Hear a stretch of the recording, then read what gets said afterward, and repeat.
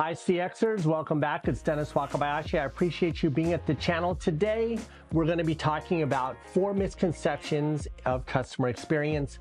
We're going to talk about the price of customer experience. We're going to talk about happy customers. We're going to talk about technology, and we're going to talk about whose job it is. So with that said, let's get into it.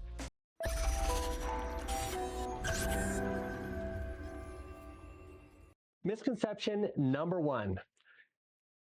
The first misconception I want to talk about is the cost of CX.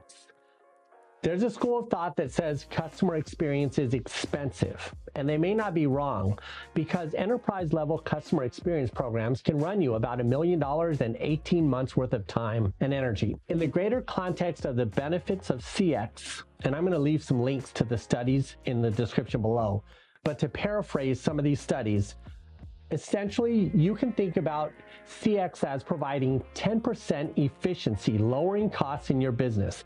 Because CX programs attempt to reduce friction within your organization, especially where it comes to delivering for customers, efficiencies happen at the rate of almost 10%. Additionally, on the flip side of that, CX done right can get you 10% of an increase in your share price of your stock. So that being said, the market responds well to CX, customers respond well to CX, and businesses benefit from efficiency and a higher value. So that's my perspective. And on the DL, CX programs cost less than an annual marketing budget, to put that in perspective. Don't hate me, marketers out there. All right, the second misconception I want to talk about is customer experience being about happy customers. It's ironic that customer experience as a practice has customer in the name, and we think happy customers are the result of a great customer experience program, and we wouldn't be wrong.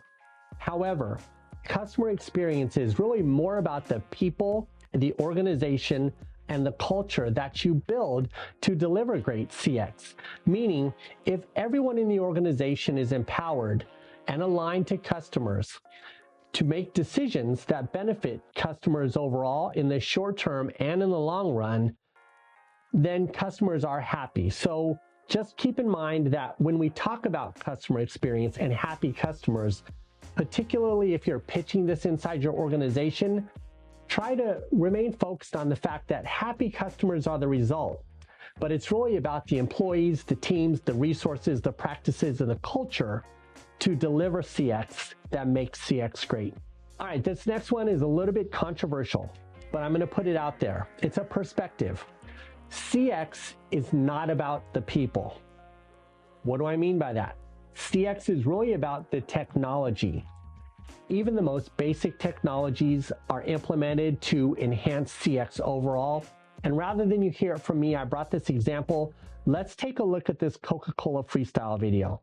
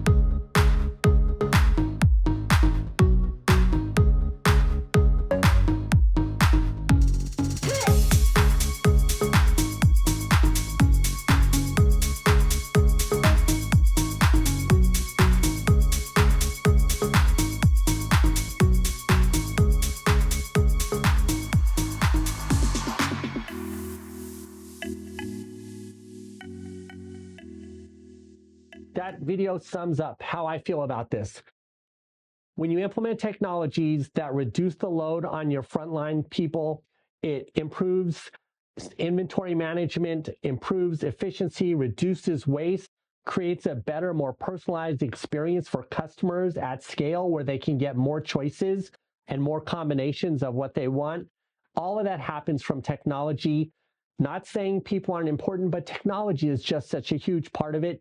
If you lead the conversation with understanding technology and its role, I just think it sets you up for more success. Speaking of being set up for success, the fourth misconception is it's about the culture and it's about the people. And while it is, and those are very important, one thing that all of these programs is missing is a crucial element. And rather than me tell you, I brought a special guest. My friend Mandisa leads CX programs in Africa. And the other day, she and I were talking. She had a very interesting perspective on this. I thought I have to have her on the show to talk to you. So with that said, let's have Mandisa tell you about the fourth misconception. Mandisa? Hello, Dennis. Thank you very much. So, look, here's my perspective. What I have found and what I have seen to be the biggest misconception of all times is a lot of the time there's a lot of focus on what happens within CX. We look at the programs, we look at the initiatives, we look at everything that needs to be in place. But there's a misconception about the person that's accountable and that's responsible for all of that happening. So I'd always like to say that the one big thing that we need to start focusing on is who is this person that's going to be managing this space? You know, what are their characteristics? What are their traits? What do they need to know? Where do they come from? What makes up this person? And then you can start about thinking about all those building blocks, the programs, the people, the processes. But before any of that can happen, there needs to be clarity in terms of who is this person that we are trusting to run with the programs, to develop the programs, to implement them, to define them, to manage the team, to put the systems in place. Who is that person? So that's the big misconception for me. All right, to sum that up, while everyone has a role in CX, you need a single leader. Something to keep in mind. So many times we allocate resources and budgets, but we don't focus on leadership to get these programs done. So that's just something to keep in mind. Thank you for being here today. I'm going to leave a link in the description below to all the studies, just so you know I wasn't making up those stats off the top of my head. Also, if you have any questions, you can leave those in the comments. As always, my LinkedIn profile is in the description below if you want to talk one-on-one. Thank you for being here. Next week, we're going to be talking about measuring CX. It's the final class in this 8-part series. We'll talk about how to measure CX within journey maps so that you can make operational decisions. The CEO of Semantica will be here to talk to us about that.